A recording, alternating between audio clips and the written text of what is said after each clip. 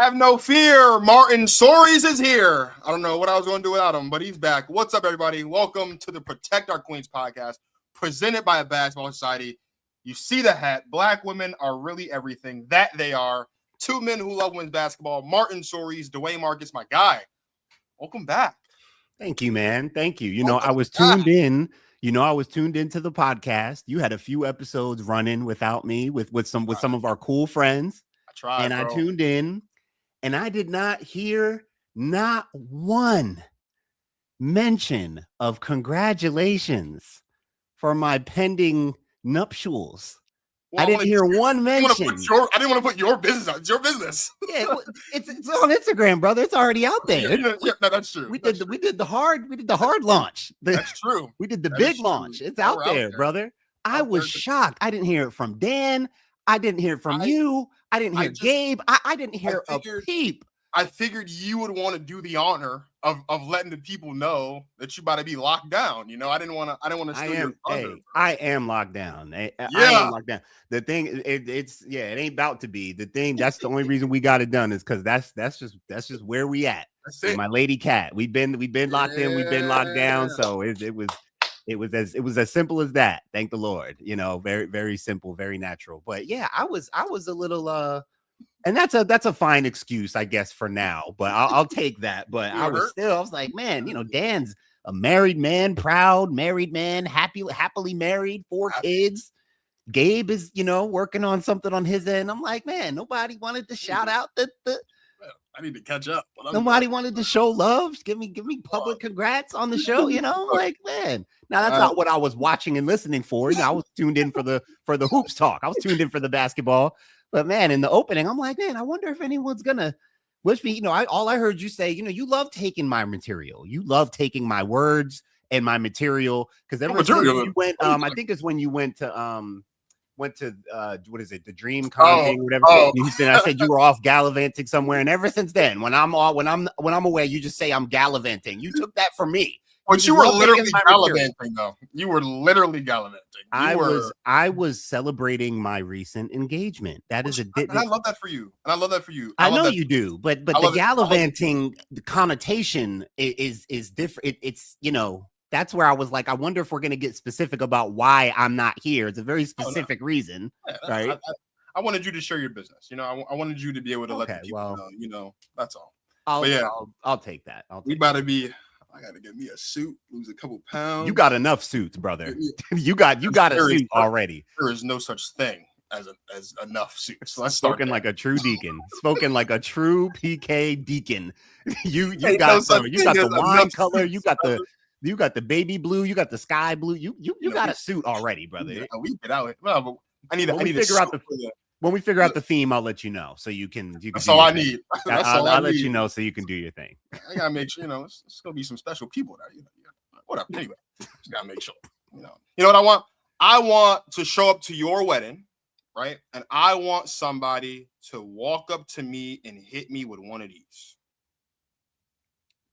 My bumper clock, my rod to talk. Got them going crazy for that poo, nah. I get what I want, I got that ooh, shalaka. He do what I say for that da.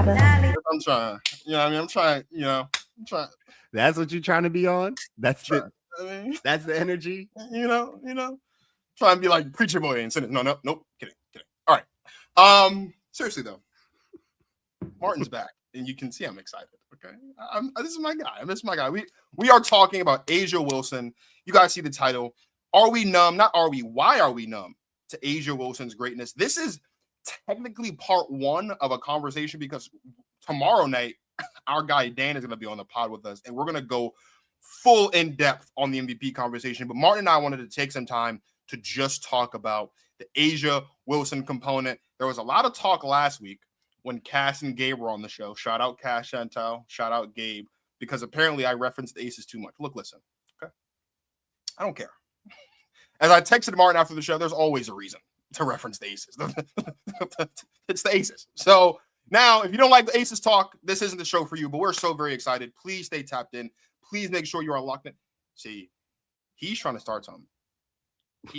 Martin knows the GOAT mask is not far away. The people who the real Protect Our Queens watcher, they know. If you know that GOAT mask can come out when it's Asia talk. It's not just Aces talk. We're going all in on Asia Wilson tonight, people. We are. The greatness, the numbness, the whole conversation around why is she underrated now? Is she underappreciated? Is she right? Yeah. Like, there are nuances to this thing, I think, and I think Marcus thinks too. So we're going all in on Asia Wilson tonight. Send this link to a friend who's an Asia fan, who's a WNBA fan, who loves women's hoops. This is Protect Our Queens, baby. If you're watching live, tap into the chat, join the conversation for sure. The conversation starts now, and tell a friend to tell a friend. Martin's back. Protect our queens. Do you practice this? Was this spur of the moment? They put the ether beat on this. I started paying attention to women's basketball in a way that I never had before. In and out, crossover, she has all that in her bag. I just think that Paige is more well-rounded on both sides of the ball. It's all about her feel for the game, bro. All of these girls seem like a WA guy that got a turnaround fade in the paint. We don't need 7 games. We didn't need 6 games. We didn't need 5 games. 4. 4 is also the number of MVPs Asia Wilson has for the next couple months. Then she's going to have 5. But let's get right into it. How has Asia Wilson evolved as a basketball player? Martin, this is a conversation that you and I have kind of had a number of different times in a number of different ways over the last couple of years. But I think before we can really get into why we are numb to Asia Wilson's greatness, I think we have to start here. Like, the evolution of Asia Wilson has really been something to behold. So in your opinion, right, you're the basketball Jedi, you've played a lot of ball, the eyes are there.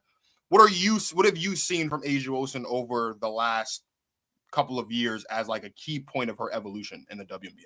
I keep trying to tell you that I am not the basketball Jedi. I am a basketball Jedi. I don't know any other basketball Jedis. You don't, but there are others. There are many others out there. And so just I have to always correct you on that, because I'm not the only one. That's just not the case. I may be the first one to own the title, but they're out there, even if they don't call themselves that. Your question about her evolution. So I can't help but focus on her shot making ability. In her first 4 seasons, she shot 2 threes. She shot 2 threes in her first 4 seasons and made 1. After those first 4 seasons, the very next season, which I think would have been 2021, she shot like 83 threes. And as we know, in the last 2 seasons, she's shooting over 40% from 3. Hasn't ever shot more than like 2 threes per game, of course. So the 3-point component of her game has been like kind of slowly evolving, except for that 1 year where she clearly was ready to start experimenting. And she went from taking like 1 3 to 83 threes in 2021. But ever since then, she's been just slowly but surely. And then I bring up the 3 ball because it also ties into just her shot making ability from anywhere on the court. And I even found it really fascinating looking at some of the numbers. So after her first 4 seasons, where she was 1 for 2 from 3, since then she's gone 115 out of 304, which is good for about 37%. And again, as I mentioned, we've seen she shot over 40% from 3 these last 2 seasons. She has shot over 50% from the field every season since 2022.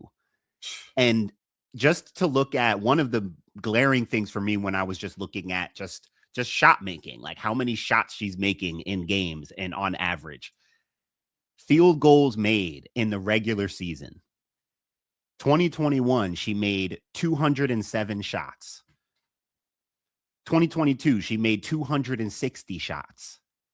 2023, she made 335 shots in the regular season. 2024, she made 385 shots. Last year, it was 332. And so far this season, she's made 288.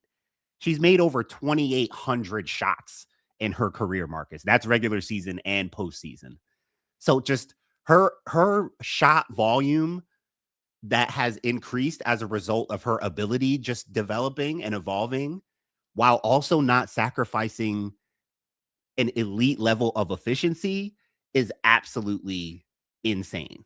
It's absolutely insane. And I can't wait to get into more some of the dynamics around the real backdrop of this conversation, which is, are we becoming numb to her greatness? It is tied to the MVP conversation, but I really want to get into just Asia herself and some of the nuances around and the factors contributing to, are we becoming a little just numb and I guess like even bored and just used to her greatness, and why that is and what that means. I mean, the thing for me, and it does kind of feed off of the shot making, right, is like, remember when she first came into the league and Bill Laimbeer was the head coach, the offense was, for the most part, filtered and funneled through Liz Cambage. It was like rightfully so at the time. Liz Cambage was our best player. And Asia was like the stereotypical, like just big, like rebounding into the paint. Like that was like her thing at that time. And as you mentioned, in 2021, she started taking more threes. That was the year before Becky Hammon arrived. But what we've talked about a lot, and what I just continue to press with people, is there is some aspect of Asia Wilson's game has gotten better every single year, offensively and defensively, right? The fact that over the last, we'll say 2 or 3 years of her career, we're seeing her bring the ball up the floor. That was not something that you were seeing at all, let alone even like rarely. That was like a rare occurrence when she first arrived. That was never happening under Bill Laimbeer. The fact that she is facilitating the offense, whether it's at the top of the key, on the wing, on either block, like she's being trusted with more. And and a part of it has been like Becky Hammon, like, we need you to do this so that the offense can work. But also like the other part of it is she's good at it and it's been working. And when you have a player like Asia Wilson, who arrived as just the potential through the roof, but like a very basic game, to now she has a go-to shot. If she gets the ball free throw line extended, like you can pretty much count it. She has the turnaround fade, right? Like there's so many aspects of her game offensively where you look and if you just go back to 2 years ago, 3 years ago, there's things we're seeing her do in 2026 she wasn't doing in 2023. She wasn't doing in 2024. You could argue there's some things we're seeing this season that she wasn't doing last season. And what I've continued to marvel about with Asia is, and I've said this before, normally when a player wins MVP, that's the best season of their career. The fact that Asia Wilson continues to get better year after year after year, and we don't just mean better like the numbers are better. Like Asia Wilson is becoming a better basketball player overall year after year. And what's baffling to me is, and she says this every season, according to Asia Wilson, she doesn't pick up a basketball in the summer.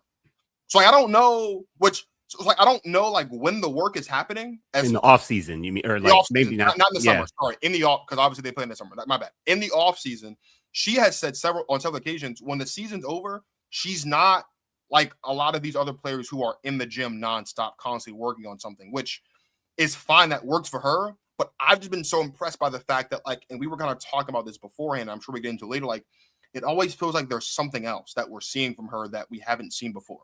Or like, just when you think you have it all figured out, like, you know what's going to happen, she turns around and gives you something else. And I think the fact that she has been able to develop her game with the system, right? Like with this system that Becky Hammon has wanted to implement, of like, we want the ball to pop, we want to shoot threes, we want to run up and down the floor. Her game has evolved with that. And it has allowed not just the aces to be better, not just the aces to be competitive, but it's allowed her to maintain her spot as the best player on the planet, because there's always another wrinkle, always another fold being added to her game. And a lot of times, and you can probably speak to this more than I can, like, I don't know how often it is that we're looking at players who are clearly at the absolute apex in their field continuing to get better, if that may, like typically once you've peaked at your ability, like a lot of players, it seems like they just kind of like coast to maintain that and then they're out of their prime. But Asia's like, nah, I'm at the top of the mountain and I'm going to keep going. The last thing I'll say is, when we were prepping, I thought back to when we had Chaz Franklin on the show the very first time. Now, he talked about when he watches Asia play basketball, even warm up, he said she looks like she's trying to earn a roster spot. And she's arguably the greatest player the league has ever seen. So the fact that she has that level of mentality also to go out there every night and it's like, this is what my team needs me to do. I'm going to do my job. And she does it exceptionally well. That's just a level of growth and a level of evolution that I don't think we normally see from players who get to that apex in their field where like they're undeniably there. Yeah, I think you make a good point about like starting, like pointing out where she started from. Like I think it is a good exercise to, you know, and even go and look back, like go and watch and see what she looked like when she first came in the league. Like you said, had potential, was definitely solid. And I've brought this up to you before. This kind of goes into the next part of the conversation around like why we might be numb to her greatness, what's related to that. And we've talked about like her in terms of like popularity and entertainment and those things, as far as like the Asia viewing experience. And one thing I mentioned to you before was like she wasn't prolific coming out of college. She wasn't some like Marvel or spectacle or, you know, major scorer or any of that. Like she was coming in as a champion and as a known, like, you know, very good big. She was the number 1 pick, correct? Mm-hmm. Like she's number 1. I mean, she was that, but I don't remember thinking that she, you know, Asia Wilson was what she is now, right? Like that is a crazy thing to think. And I think that some of those things have contributed to like, and I've talked about this and I'll get into a little bit more of it as we go into the conversation, but people having to learn and understand in real time just how good she is. And the fact that people have had to learn as a result of, again, she wasn't some prolific star coming out of college, but she also then has been evolving to such a level where just in the last few years, like if you haven't been tuned into the WNBA and now you're watching and it's like, oh, Asia Wilson, and you watch her, it's like, oh, wow, like she is the best. Like it's, you know, it's undeniable. But I think it's been a process. I think her evolution and getting so much better has contributed to like people having to learn and evolve with her and like learning what it means to appreciate this kind of player in, you know, in the greatness that in like just this era of greatness that she's in and like how she plays basketball as well, you know, like, because you're right about all the things you said. As far as like, you know, like she's got a special skill set. She's got a special motor like that, you know, you watch her and those things are there. But I think there are some interesting things about Asia and it's nothing like too crazy. It kind of just goes back to what you said. Like, I think she kind of always has had like that basic, like very fundamental game, but she has just, you know, again, like for her to become such an elite shot maker and then just her conditioning, her touch around the rim, like she can get 25 and 10, like she can get 25 and 10. She can put up dominant elite numbers and the way she does it looks and feels dominant as well. And it's so skilled. Like it's not just physical dominance. It's like skill dominance. It's, you know, like you were mentioning, when she gets in her spots, face up jumper, it's like feels automatic. Like that is part of the dominance as well. And even when you look at a game like, I believe it was against in the Fever game when Chelsea Gray hit those 2 shots, she started off that game. I think she had 2 points in the first half. Yeah. But there was never a point in time in that game where me as a fan or really anyone who's familiar with Asia Wilson was like worried that she wasn't going to like get there. You know what I mean? Like, and again, that is something that you cannot say about most players. Like the fact that she can struggle from the field like that and have a game like that, and you never worry about her impact on the game or the fact that at some point she's going to find it, just speaks to not even just like her dominance, but just like the consistency of her game. Because one thing I have noticed with her is like in those games, and they don't happen often, but in those games when she's off, she's not like other shot makers or other scorers in the league where she's trying to like shoot herself out of it. She's still playing within the flow of the offense. Like if she doesn't have a clean look, she's still going to give it up. She still plays hard on defense. She's still crashing the boards hard. She's still running up and down the floor, right? Like, and she still, if she feels she has a good look, she still takes it. And if it doesn't fall, it's on to the next. Like we talk a lot about how like the great shooters have a short memory. It's like Asia Wilson's got an extremely short memory as far as just like she does not let bad starts dictate how she finishes. And that is something else that I think has developed over time. And again, I think that comes with just her understanding and recognizing the magnitude of her role for this team. Not that she never knew what it was, but when you have grown to be, again, arguably one of the greatest of all time, and you've grown to becoming the best in the world and the go-to scorer, and like you are the scouting report type of thing, to be able to remain level-headed in those instances and still be you. You know, like I remember there was one, I think it was either in 2020, I want to say in 2024, when she won the EP, she got in front of the team and she was like, it is so hard to be A'ja Wilson sometimes, just all that comes with that. But you would never know that by how she plays on the floor. And that's just, and that's more like of an off the court thing about like just how she's evolved as a leader. But even like the way that she pours into those around her, like she's always big upping Chelsea. You know what I mean? Every time people ask about Jackie, it's always like, yo, Jackie, we need you to do this. Even the rooks, like she always has so much life and positivity to pour into those around her. Again, like you said, like coming into the league, we knew she was a great player. We knew she came from a great program in South Carolina, great coaching, and like we knew all that stuff was in her. But to see it come out and flourish to this magnitude, it's just been such a great thing to see, which I think is a great segue into the numbness aspect of it. And we are going to take a quick break because now the question becomes, and I posed this earlier, not just, you know, why are we numb to her greatness, but maybe are we underrating A'ja Wilson just a little bit? And I posed that question on our Instagram. We got some interesting comments. We're going to take a break. And then I want to show some of that stuff on the back end. But go ahead. Real quick, I do want to, like, just on the last point on the evolution of it, like, I talk a lot about like positions and like how we have to be creative in this era. And, you know, I always shout out my guy, Rashad, who did his basketball position metric. A'ja is such an example of like defying the conventional position metric because she's not a power forward anymore. She is taken on. Sometimes she looks like a small forward out there. Sometimes she looks like a center. Sometimes she's a stretch big. Sometimes she's a hybrid post. Like that's where she has evolved so much for me.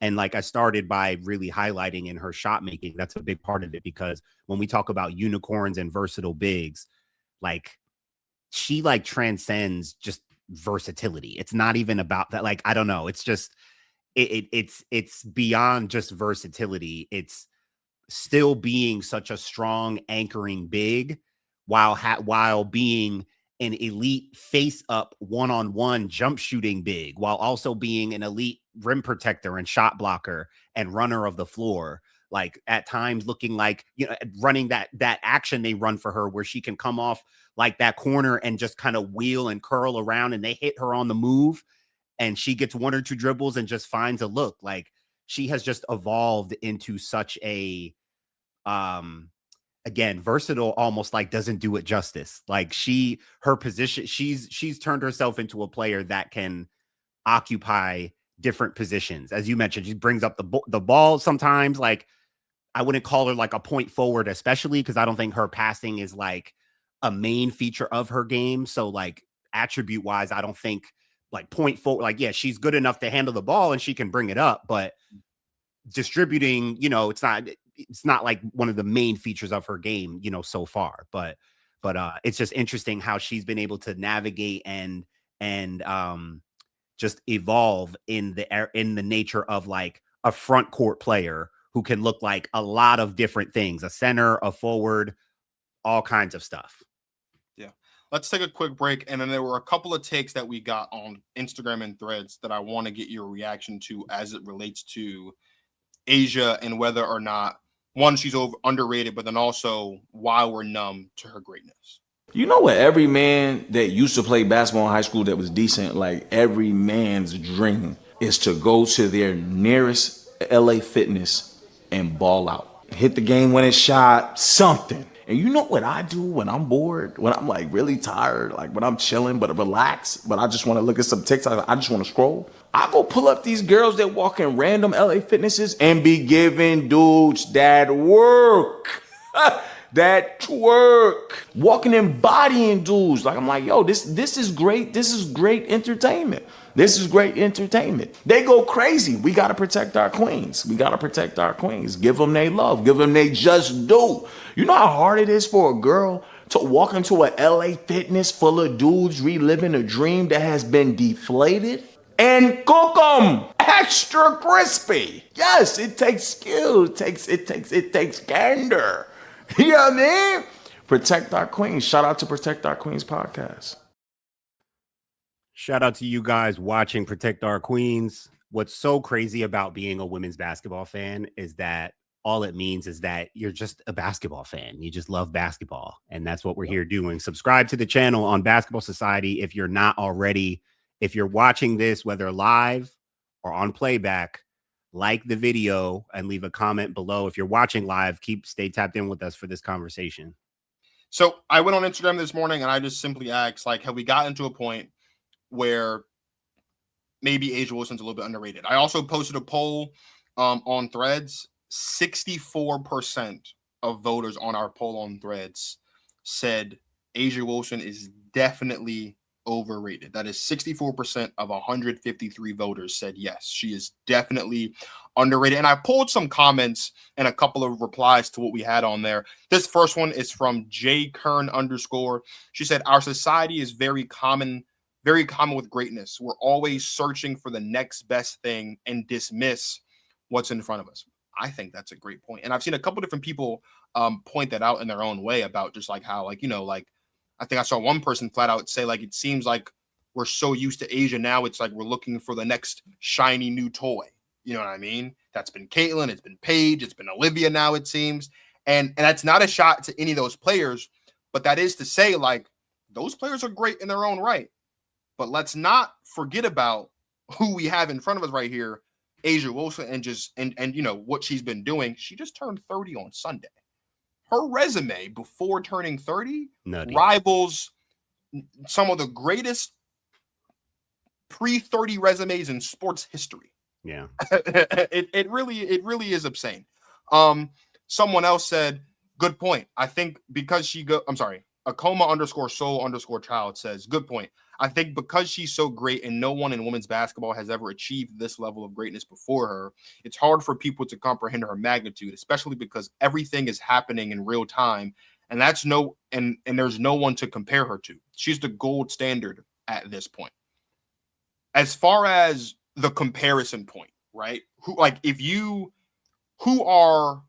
For people who might not know, right? When we're talking about A'ja Wilson and her greatness, who are normally the players that we are comparing her to in those conversations about what she's done up to this point in her career compared to other women's basketball players? Yeah, like she's in the upper echelon pantheon of the all-time greats. You can only compare her to a Cheryl Swoops, to a Maya Moore, to a Candace Parker, to a Diana Taurasi, and as we discussed in our episode after last season when they swept Phoenix in the finals, and we had the conversation about, is she the GOAT right now?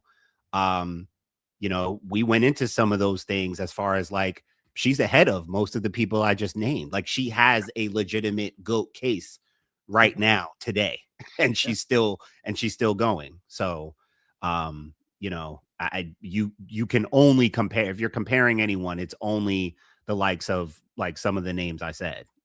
And I want to say too, like, we all acknowledge within the community that this is the Stooja era, the Stewie A'ja era. Stewie, right? As well, right? Yes. Even in the context of that, right? Like, think about for just a second, from the time Stewie won her first MVP, which I believe was 2018, until now, only two players not named Stewie or A'ja have won an MVP. Elena Delle Donne in 2019, Jonquel Jones in 2021.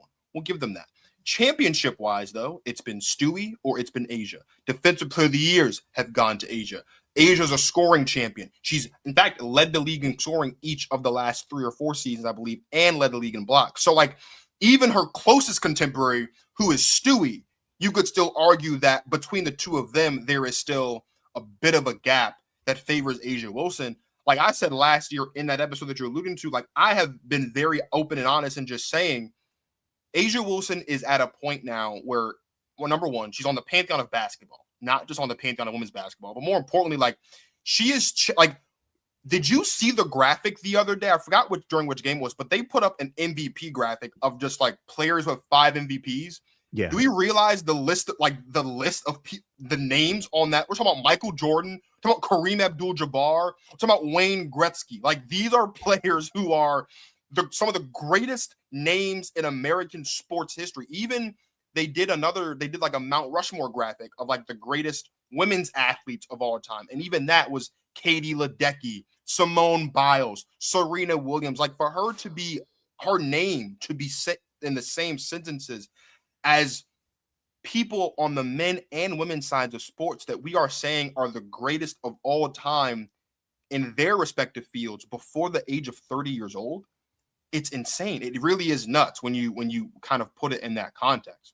Yeah, and those comments like bring up an important point that I was gonna just flag at some point, which is like the way the world is now, we are on to the next thing. I mean, some of it is just the nature of like, some of it is just the sports fan thing where, you get sick of the Patriots winning every year. You get sick of UConn women's basketball. Like, it's just that sports thing where when a team or a player is consistently great, yeah, you either just learn, you grow to expect it and you kind of get bored from it.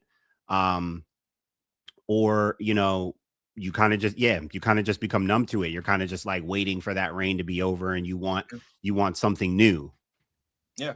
Over on Threads, well-read sneakerhead says, yes, I think her basketball IQ, mental toughness, and athleticism don't get talked about enough. And she probably has the most responsibilities of any player. Folks who think the Aces are, quote, a super team definitely underrate all of what she has to do for them. You and I went back and forth on this a lot about like whether or not the Aces were a super team. And I would concede that if you are going to say the Aces are a super team, like my only argument is that a lot of this is homegrown. You know what I mean? Like you at the time. By the way, this isn't the team that we would talk about. Right. This was not that team. Exactly. That's what I was going to say. That team that we're saying was a super team had Kelsey Plum, had, Jackie Young, had A'ja Wilson. Those are 3 players they drafted, right? You bring in Chelsea Gray over via free agency. Chelsea but even Gray now, closer to her prime. Absolutely. Even if you look at what took place last season, right? A'ja Wilson, if we just think about this for a second, A'ja Wilson could have last season not won an MVP if Nafisa Collier doesn't get hurt. Like, that's the context of the MVP last season. And also that's mainly because we went into the All-Star break at 11-11 or 12-12 or whatever. Like, we were struggling as a team. And to see her do what she had to do, I think that's a great point because, again, we're so used to seeing A'ja come out here and drop 20-10 double-doubles or have a 25-10 game or a 30-10 game or whatever the case may be. And I think Dan has said this a couple of times on Threads. It's kind of like we have to recognize that what she's doing, like, it's normal for A'ja, but it's not normal in the context of basketball to see A'ja Wilson do the things that she is doing on a nightly basis. I know you pulled clips from the game last night, which we are going to get into in just a second here, but I just had 2 more reactions from our folks I wanted to show.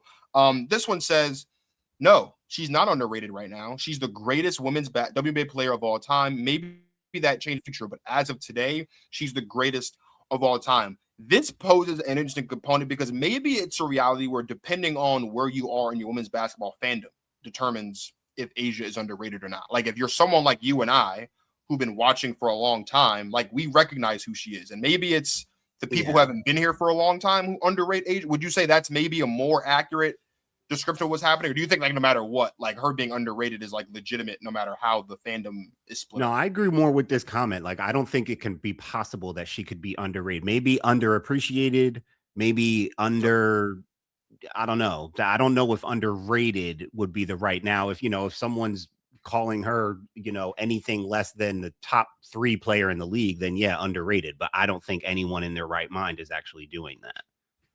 Got you. And then the last one we have here, also from Threads, at They Know Sims. My A'ja hot take is that we still don't fully appreciate the roster building advantage she gives you. An elite scorer who can anchor your defense means you can cover roster flaws than you can with almost any other superstar. That's a huge part of her greatness that gets lost in the numbers. If every player is available in the WNBA and we're just drafting to start a franchise, A'ja Wilson's the first off the board. Yes, every single time, because of all the boxes that she checks. And a couple of comments alluded to that, and it's so true. Like, it doesn't get highlighted and talked about enough, and that's why we're here on Protect Our Queens. So we got you, and stick around, subscribe to the channel, and tap in. But it's not really highlighted enough and talked about enough elements of her IQ, her physical toughness, even just her skill set. Like, you know, I love highlighting the skill set of what these players do. And it's not appreciated and talked about enough. And it's not understood maybe well enough yet, like how many things that she is doing. That point about the super team, it's a good point. Like, listen, you know, she still got Jackie Young and Chelsea Gray, but like the way things have gone, and look, the Kennedy Carter experiment fell through. So that little buffer of extra scoring and help, you know, that's gone, right? So what she has to take on both ends of the floor, she has to be elite at it in order for the aces to be the aces. That's true. Let's hit our live comments before we take another quick break and hit that video that you pulled out. At Shiraz Ibrahim says, I think reasons why she doesn't work off season is because she has mastered the basics so perfectly, which what everyone needs. What I think she does more is little details most people don't pay attention. I think that's fair. Yeah, I think and I'm sure fair. Just like most players say that at least for the first like 3 weeks of the off season, they do nothing. I'm sure that she does work in the off season. Yeah. I'm positive that that's the case. Ghost, what's up? Asks a question. What if she's the best ever and I still would rather watch other players? That's not an issue of being quote unquote numb. It's an issue of me having an aesthetic preference. This reminds me of that's where we're going next. The Tim Duncan stuff that people always talk about when they say that Tim Duncan and the Spurs played boring basketball. Let me ask you something. Let me ask you something, Marcus. Yeah. Is A'ja Wilson the best women's basketball player you've ever seen? Do you think she is individually the best women's basketball player you've ever seen?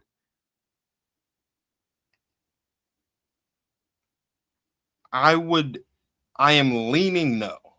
Okay. Who do you think who comes to mind first? Like, who do you think that is so far?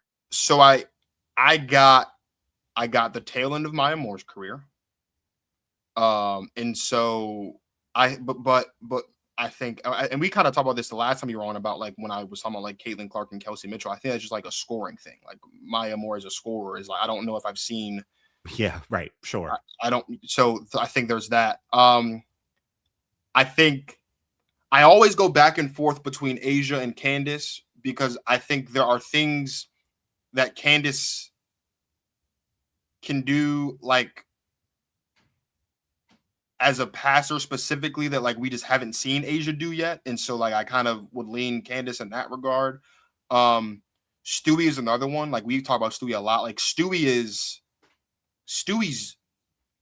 I don't like you talk a lot about like her awkwardness and kind of like her clunky, but like it's still very smooth. And like even like this season, like it's not, she's quietly having one of the best seasons of her career right now. Yeah, but like peak Stewie was like 2018, like the breakdown we did. I mean, peak Stewie was so it's like almost smooth. Yeah. She's up there, but I would say those would probably be the three players that like if I had to say are probably like better like all around wise than A'ja, I would probably say it would only be Maya Moore, Candace Parker, or Stewie.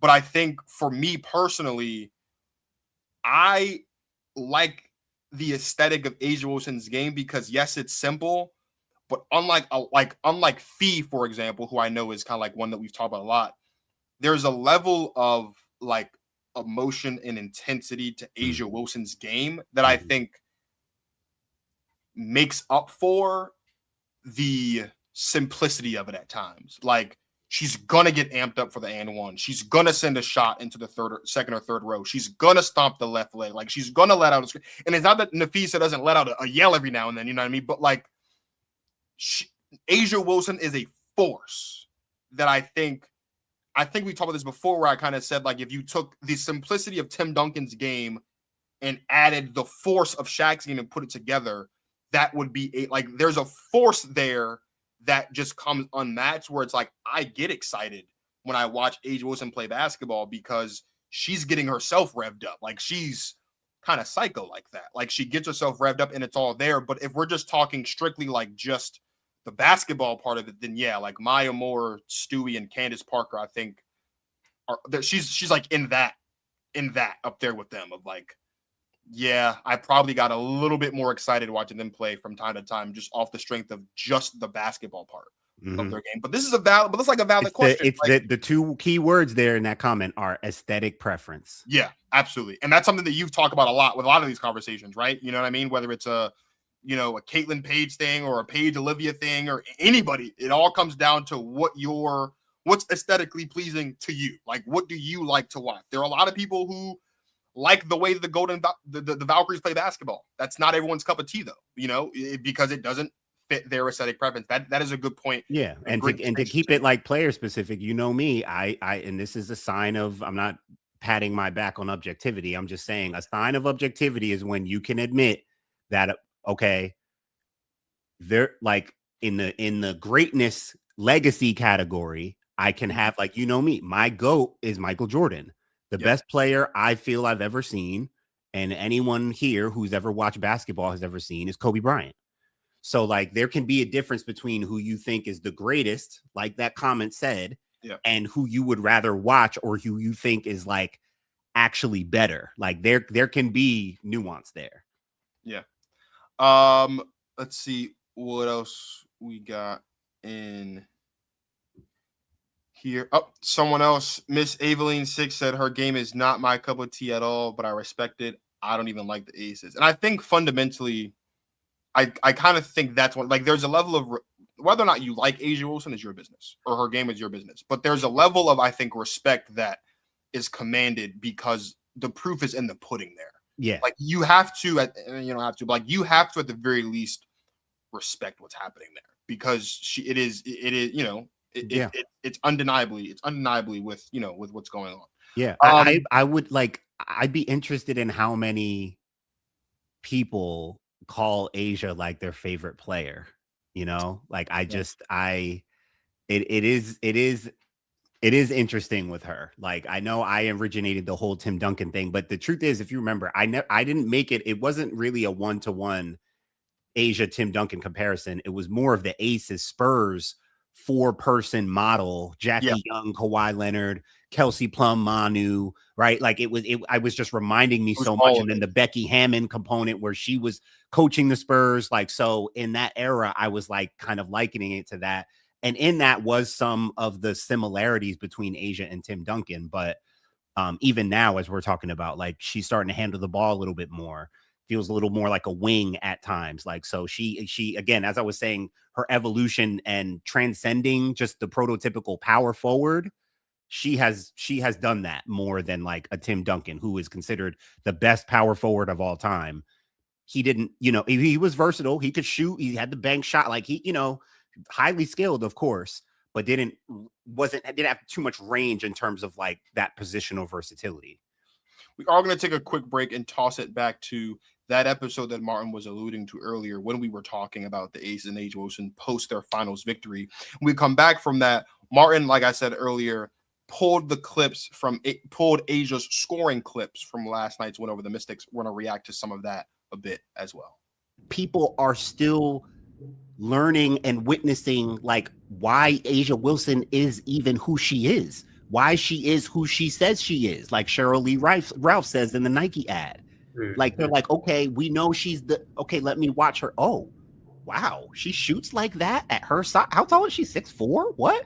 You see her drive to the back. Wait, she's super strong. Wait, she's got footwork. She's got the turnaround. She's blocking girl shots into the stands. She's oh, wow. Okay. I get it now. I think people are still seeing wow, she's that good. That's why okay, wow, she's amazing. Because you watch her, you're all you got to do is be oh my God, this is a dominant force of nature. A dominant nature. Martin, let's take a look at these clips from last night, and you, my friend, can just kind of lead the way here. So I just wanted to highlight, when you look at her stat line, she has 26, 28, 30. A lot of her baskets are so simple. This is, quick pick and pop game, catch and shoot, and I just think a lot of what she does, I threw in this little defensive clip here because she does such a good job of playing defense and not fouling. I think that's a huge part you got to look at too. I am gonna go back a bit here, but this right here is very tough. One I had to spend a second on, but generally, when you look at how she's scoring, she's not typically blowing you away with how she's getting it done. minimal dribbles, a lot of catch and shoot, right? It's it's not giving you a whole lot. Now, there were some moments in here that had me like this one where this little on the move against Shakira, like notice how she comes off that curl. This is the exact action I was referencing earlier, where they curl her into this elbow right here. Shakira is on her right now, body to body, on the catch. Watch how this evolves here. Watch how this develops. You see that she is body to body on her, on the catch. She catches it. She's going to face up because that's what she does. But she plants that inside left foot right there. And all she's doing, you see, she's already putting the ball on the floor. She's kind of just doing like two hands. She's just like kind of pounding it straight down to just like gather herself. And in real time, she realizes that gather can get her right into her shot right there. And the footwork is just right left. Like she pounds on the catch, plants the left, pounds it, and then just steps back into right left, right into the shot, right over Shakira. Like that part, that specifically, that move there is an example of like, it's one dribble. That is high level stuff. Like, so some stuff that's simple is actually high level to the trained eye. So sometimes I feel like and I love and appreciate you, brother, for just doing this podcast with me and listening to me ramble about basketball stuff, because I'm not trying to come off too preachy and educationally, and this isn't a breakdown video, but these are the things that you have to like really look at to understand. Like, again, in real time, you watch the game, she just takes the dribble and hits a shot. She hits a jump shot. And, you might watch that and at the very least, you're like, dang, she can really shoot, and it may not impress you that much. But to the trained eye, you watch some of this stuff and it's like, no, this is high. This is as high level as it gets as a scorer, especially the fact that she doesn't have to do too much with dribbles. Here's another face up, one-on-one. That was something a little there. I like that little kind of she took one dribble over the top, one dribble right over the top, catch and shoot three. Her guards find her. Like, she doesn't have to do too much. Couple dribbles. She went to that kind of little floater there again, too. I thought that was very interesting. Here's that, she takes a few dribbles here, but again, like watch what this ends up with. She puts her back to Shakira. She's kind of just dribbling, and she just faces up and shoots. Faces up. She rips the ball through under, and she just shoots over her. Like, a lot of her offense and scoring is just shooting over people. Yeah. And again, like, casual fans and people who want, like, that's not that entertaining to a lot of people. It's not that entertaining of basketball. But it's obviously productive and efficient, and she makes it at a high clip. So her numbers are just come out gaudy, but the viewing experience may not be all that flashy. Now, this right here is what we all need to watch out for. Top of the circle, Marcus. Now, this is against, Shakira, your girl. You vouch for Shakira through and through to make sure that we talk about Shakira Austin and appreciate her skill set as a versatile big. So this matchup is always great. But look at this, Marcus. This is an example of exactly what I mean. Asia and Shakira are both bigs. Yeah. We're both bigs. Now look, and she's giving up an intro to Shakira. Shakira's a little taller, so Shakira's more of like she's closer to like your traditional center, but she's not, because she can go off the dribble. We know she's versatile, right? But like with her size and her movement, right? She doesn't do as much of the like, top of the circle 3-point line like Asia's about to do on her, right? She can go off the dribble, but she'll do most of her stuff like high post, pinch post, right? She'll get to some footwork on the move, right? But Marcus, this is top of the circle, one-on-one. This is where Asia starts to look like a freaking guard or a small forward, because an actual big like Shakira has nothing for this. If this woman, Marcus, is working on her triple threat off the dribble face up package where she can go, she just kind of drops into this little hang cross and cross you right back. Now she kind of lost and fumbled it, but Shakira already bit. So she got her off balance. Look at Shakira stumbling. If she can take people side to side, if she could, how I talk about north-south versus east-west. If Asia Wilson starts giving us a little bit of this east-west, like if this is going to be one of the things she's doing more next season, good God. Like, good God. But the fact that she can even get into that now, hit that jumper at the top, like this stuff is not like those. When you watch her play, when you watch these highlights, she's filling it up. She's filling it up, hitting a lot of jumpers. She gets layups because she has guards like Chelsea Gray that hit her for, easy looks, easy layups, and she'll rack up the points and get 30. It may not be that entertaining of a viewing experience, and it doesn't have to be, but we're talking about like these factors that contribute to why doesn't it feel like the greatness of A'ja Wilson is really appreciated to the level that it is right now, which is, as we've been talking about, on an all-time great level. Yeah. Part of the reason is why it is because I think, like, when you started watching A'ja, she was your first, part of your story with becoming a fan of women's basketball was South Carolina, A'ja Wilson, and you never looked back. Yep. I mean, what was it for you watching? I mean, what do you remember about watching A'ja and thinking like, man, I love this. Like, I love watching this. So my A'ja Wilson story is twofold. First of all, as you know, I have a little bit of defiance in me. So I started, like, I fell in love with women's basketball in like 2015. That was in the height of that was year 3 of the Stewie UConn dominating the country experience. And everyone around me was UConn and Stewie fans. And I was like, well, I don't want to be a fan of UConn and Stewie. I want to be different. I want to be a fan of someone else. And I remember watching the 2015 tournament and I watched a South Carolina game and I watched A'ja. And A'ja in that game, I believe it was against Syracuse. She had a double-double. It wasn't anything crazy. It was much, much simpler than what we just saw here, like much, much simpler. But I think what I fell in love with A'ja specifically was the story of her, like just her journey to get to that point, right? Like it's no secret. And if you don't know, very quickly, A'ja Wilson has a statue at South Carolina. When A'ja Wilson's grandmother was collegiate age, she couldn't even walk on South Carolina's campus. So the fact that A'ja Wilson was able to like make something of herself at that campus, like her story at South Carolina was enough for me to kind of like, wow, this is really, really interesting because I love a good story.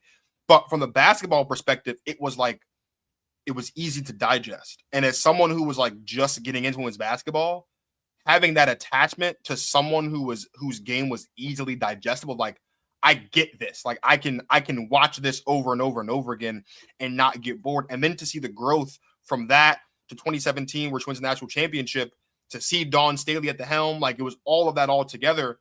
What really did it for me, though, I think, was in contrast to Stewie, together, it just made a lot of sense to me. Like, seeing them match up against each other once A'ja finally got to the WNBA, I was like, wow, like, now I really understand why, because at the time, I didn't really understand why people were fans of Stewie, because I wasn't really watching UConn basketball. I just knew UConn was doing all the winning, and so I just assumed everyone was fans of UConn because UConn was the best. But like, it wasn't until I got to see both of them on that WNBA stage where I was like, okay, I see why I love A'ja, but now I also understand why people love Stewie. Like, I understand that. So it was both of them together, honestly, that got me into women's basketball. But A'ja was the beginning, because I just didn't want to be a UConn guy. I was like, all my friends are UConn guys, and I wanted to be able to show up to school one day if these two teams matched up and have a little bit of bragging rights. But again, like, it's been so cool to see, like I said earlier, like the growth and development there. To see she wasn't doing this stuff in South Carolina in 2015, 2016. She wasn't doing this stuff when she first arrived and was playing in Bill Lambier's system in 2018 either. And like you said earlier, like, you wouldn't have even thought that this stuff was in her arsenal, like in her bag, 9 years ago when she first arrived. It's been a great journey for me to be able to say, like, I can look at A'ja Wilson and say, I remember when, but also, like something I said to you before, it's nuts to me because it's like, and this is like my age showing, whatever, I don't know basketball without LeBron James. And most of my football life was with Tom Brady, right? So like, to have lived in an era where like I get to witness Tom Brady, I get to witness LeBron James, but like I missed a little bit of their careers. I've been on the A'ja Wilson ride since day one. And to see the development from just a kid out of South Carolina, just playing the game she loves, to stamping herself as one of the greatest players the game has ever seen, to me, it's just like, bro, like I get to the same things that like people who watch Jordan or people who watch Kobe from the beginning or whatever the case would be get to say, because it's like I got to watch the journey from the beginning. It's that is one thing I will always say I can take from that. So I will say to that point, I think she is a residual recipient of the boom in women's basketball right now, the rise in popularity in the WNBA the last few years. She is getting that because she is at the top of the mountain and she is the best player. And no matter, who you're a fan of, if you're a new fan or whatever, like we mentioned before, you have to acknowledge her. She is at the top. She is the multi-time champion, multi-time MVP. You like, no matter how you feel, we've had people leave comments. It's like, even if her game's not your cup of tea, if she's not your favorite player, if you don't even like her for whatever reason, you have to respect her at this point. And, going back to the point I made about her coming out of college, her brand right now is so strong with the shoe, and her personality seems just flourishing. Like I think her brand is so strong now. She didn't have that brand coming out of college. That's a big difference in especially the world now. Paige has a brand coming out of college. Hannah has a brand coming out. The way the world is just different, where their brands are bigger. So that's a big factor to consider. I will also throw this out there as things I had down as to reasons why we take her greatness for granted, or we, again, with the brand thing, like why she may not be as, celebrated and people aren't as excited about her, couple things that I do want to point out. One thing we bring up a lot is the controversy element, which she has none of. There's no controversy. There's no conflict, which unfortunately we just know that's what sells and that's what gets people going. That's what creates more conversations, is if there's some kind of conflict or controversy. She hasn't had that yet, to her credit, for that matter. The other thing from a basketball standpoint that I had to think about, Marcus, A'ja Wilson doesn't have a signature move. She doesn't have a sky hook. She doesn't have the MJ fadeaway. She doesn't have. A'ja Wilson has no signature, and even, I mean, for some people, the signature move for Dikembe, it was blocking shot and waving the finger. Like, she doesn't actually have a signature thing basketball-wise that we attribute her to, and that's why I brought up the brand thing, and and that's why I love that her brand is growing so much. It's strong now, like now the A1, the A2. Like her brand is there now. Like it's getting stronger because again, the popularity is coming in, and it's like you got to acknowledge her. She's the one, and her personality is so great, and her game is at an all-time great level. So got to acknowledge her. Brand is strong. But one of the things that has kind of limited the excitement around A'ja just as a basketball player is like, one thing I was thinking about all the greats. She doesn't have there's no signature move. And that's how like just simple and fundamental, like, and somewhat basic she still is, where that's why I wanted to show these clips, is like most of the time you watch her play, you're seeing the simple stuff done at a high level, but it's not, she doesn't have a signature thing that you're actually watching her for, other than just, just being great, just being a great player. And I think that's something. That was one of my takes. Like the lack of a signature thing to her game is kind of an underlying factor in this. The only thing I can think of is the leg sleeve play. That's not like a game thing. That's like an aesthetic. The leg sleeve, like an accessory? No, like the one leg sleeve. Like were there people out here wearing? Yeah, the leg sleeve. That's what I'm saying. Oh, the leg sleeve. As an accessory, yes, but that's not. Yeah, that's not what. That's what I'm saying. That's not like a game thing. But that's the only thing I can think of. Allen Iverson has the crossover. Think about every great player, bro. Men or women. Olivia Miles, Tisha Penicheiro, Cynthia Cooper. I mean, usually there's something. For me, with like Candace Parker, it was always her left hand. She would always do stuff with her left hand. Her ambidextrous game was just on another level. That was always it for me. Not to mention she dunked in college.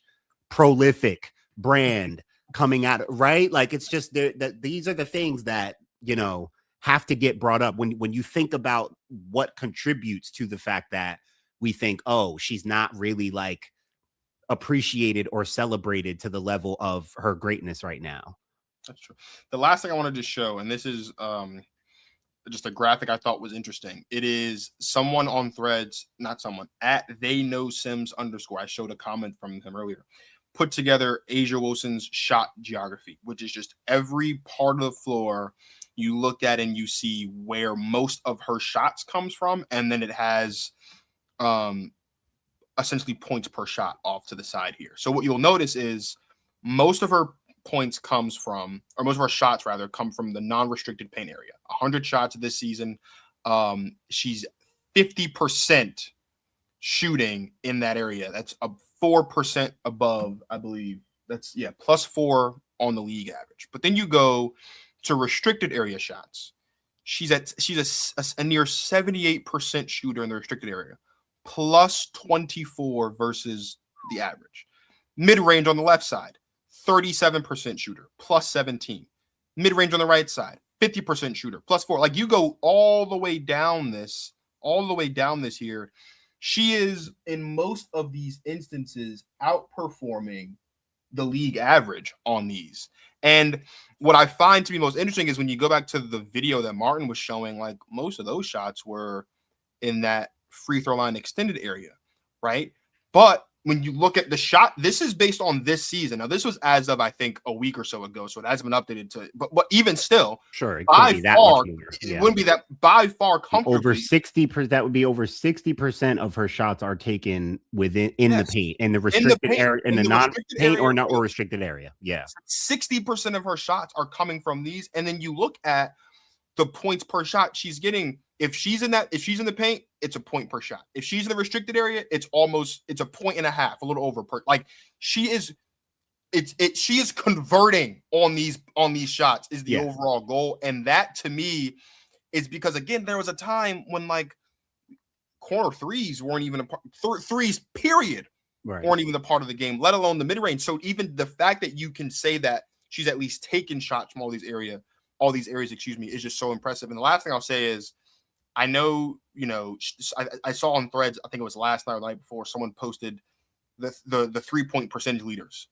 The fact that she is top 5 or 7 or whatever it is in 3-point percentage is just nuts. And again, just goes to show the evolution of her game. And I think this is a part of the reason why, going back to your point about the aesthetic preference, not a lot of people like to see just, paint shots all the time. Not a lot of people like to see that.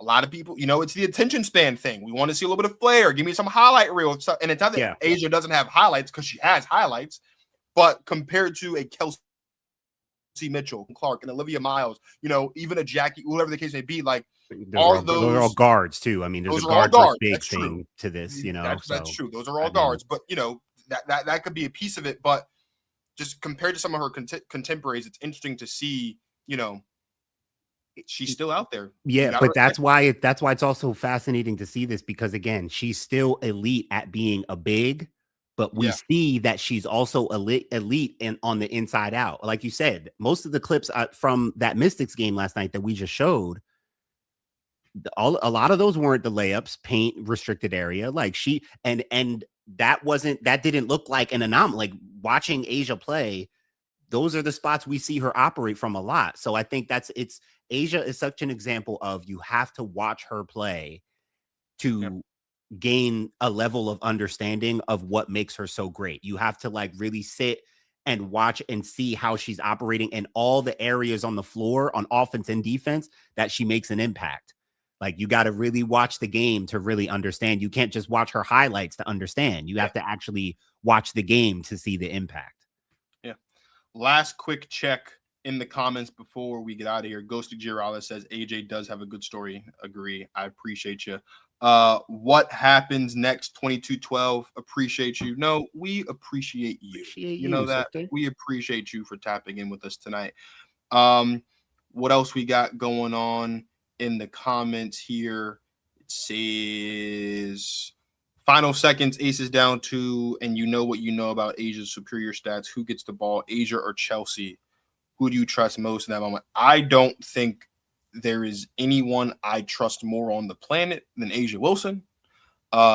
down 2 because she's either going to get a great look or she's going to draw a foul. Although that takes nothing away from Chelsea Gray, because we know what Chelsea Gray can do down the stretch of basketball games. We just saw it a couple nights, almost a week ago now, against the Fever twice. So that is one thing I will say as a quick sidebar. The Aces are, a lot of teams can say this, but the Aces are fortunate in that regard to have multiple players like that, because I would even trust Jackie Young with the ball in her hands down in the final seconds of a game. But between Asia and Chelsea, I think it's really close. I would just say Asia because Asia's the best in the world. And as she said in the Life in the W docuseries, as long as she can see the rim, she's got a chance. Look at look at what we just saw her do. So, let's not forget. If she can do that over DB and AT, I will take anybody. Yeah, draw it up for her. Go get the bucket. Go get a bucket. She said Becky drew a line and said, "Go get a bucket. Go get it. Go get it."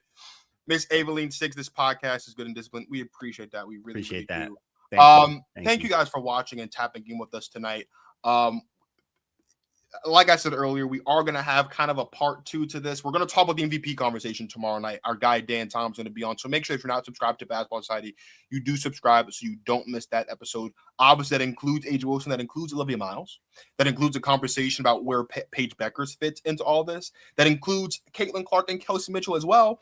And I'm going to put the guys on the spot because I think, personally, honestly, even though the record isn't on her side, I think there needs to be a conversation about Breanna Stewart as well. So we're going to talk about the MVP conversation tomorrow night. So make sure you're tapping in for that. Whether you're watching live or on the playback, we appreciate you for tapping in with us. Thank you guys for watching. Thank you guys for subscribing. Thank you guys for supporting. We are just over 30 days away from 3 years of Protect Our Queens, which is also pretty cool as well. So it has been a great journey. As always, for my founder of Basketball Society, I am Marcus of the Protect Our Queens podcast signing off. Thank you guys for watching. And as always, you enjoy yourselves some women's basketball.